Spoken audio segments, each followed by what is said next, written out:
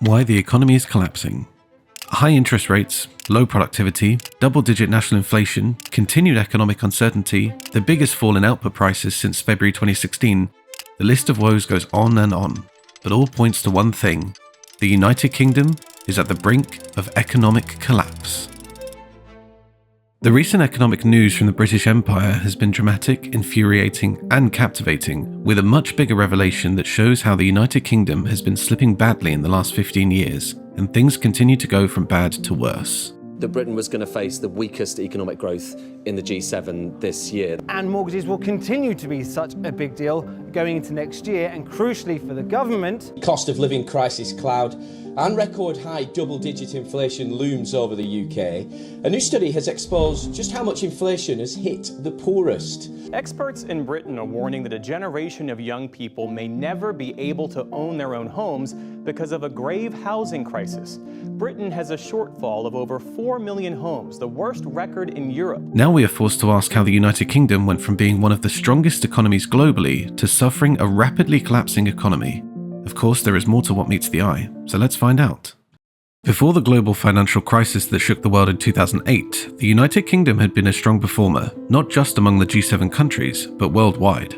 However, while almost every country suffered a fair share of the 2008 financial bloodbath, the United Kingdom appeared to have broken the most limbs and continues to struggle to get back on its feet. In February earlier this year, the Bank of England declared that the British economy is expected to shrink by at least 0.5% this year. While the Bank of England wouldn't pass as an agent of doom, their predictions do not completely reveal how much the UK economy has suffered so far in 2023.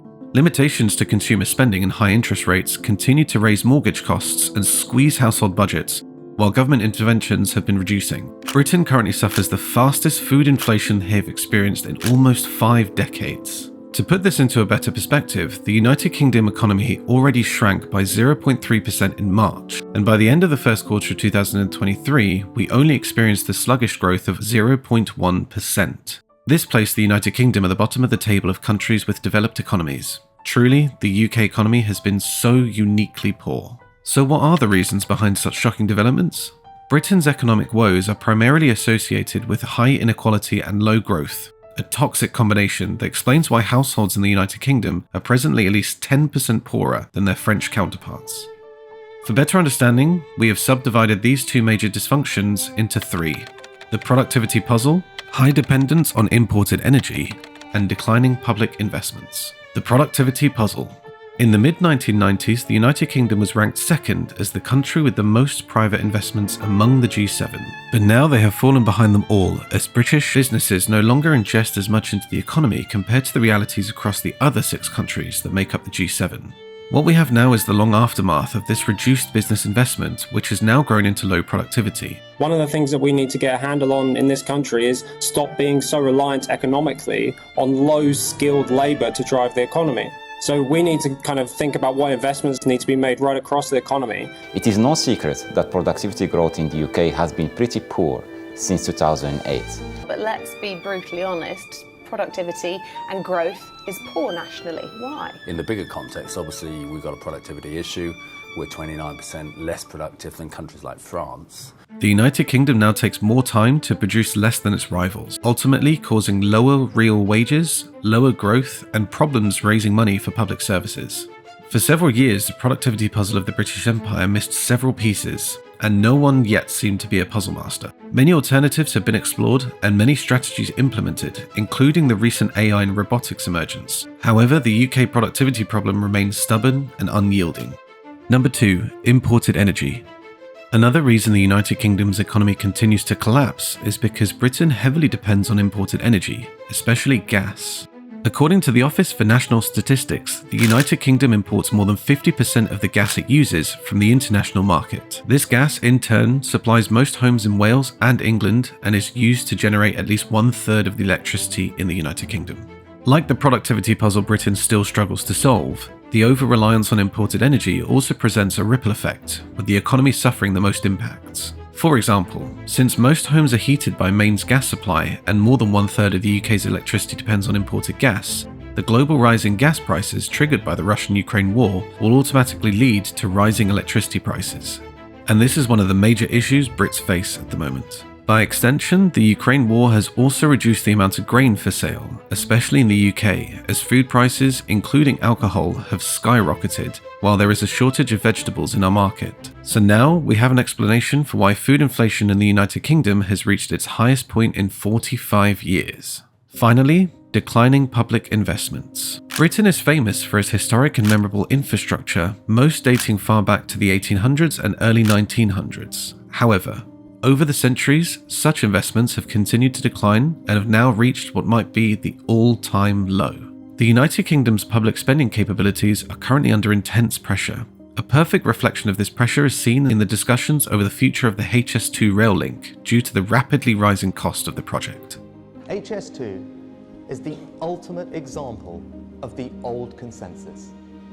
The result is a project whose costs have more than doubled, which has been repeatedly delayed, and it is not scheduled to reach here in Manchester for almost 2 decades. Before the last general elections, former Prime Minister Boris Johnson pushed to increase public investments to 3% of the size of the national economy.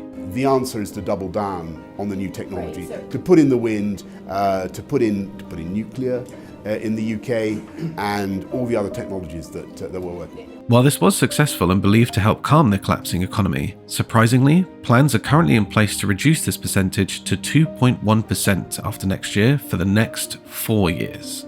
Why bring a stop to what is working and revolutionising the financial market in your favour? Well, we might just never know. The UK government is planning to get the private sector to do the heavy lifting for them, investing in Britain's economic future and improving on the currently poor productivity record. Economists and political analysts say this is an essential step Britain must take for a long-term growth. In the face of unprecedented global headwinds, families, pensioners, businesses, teachers, nurses, and many others are worried about the future. So today, we deliver a plan to tackle the cost of living crisis and rebuild our economy. The Chancellor says global financial pressures are a storm that Britain must face into. But whether the origins are foreign or domestic, the UK is entering a new age of austerity. However, how long can this growth be? There is always room for public spending, and no amount of intervention from the private sector can fill that void. Beyond these 3 factors, multiple economic shocks, including the novel 2020 coronavirus and the ripple effects from the Russian-Ukraine war, have also significantly contributed to making the United Kingdom poorer. Interestingly, the last 3 months have been somewhat greener in Britain. The economic shockwaves seem to be calming, and inflation has fallen throughout this period, almost matching the pace of price rises. Interest rates that have also been rising since late 2021, making life tougher for families in the United Kingdom, were finally paused sometime in September. To be honest, the United Kingdom has shown more resilience than many have expected, despite the multiple internal and global economic downturns that have shaken them over the years, and most recently having 3 prime ministers in 1 year. That itself is absolutely unbelievable. Even the toughest environments would feel the shockwaves, talk less of the United Kingdom, which has been struggling to avoid a recession. But these recent greens do not entirely spell good news.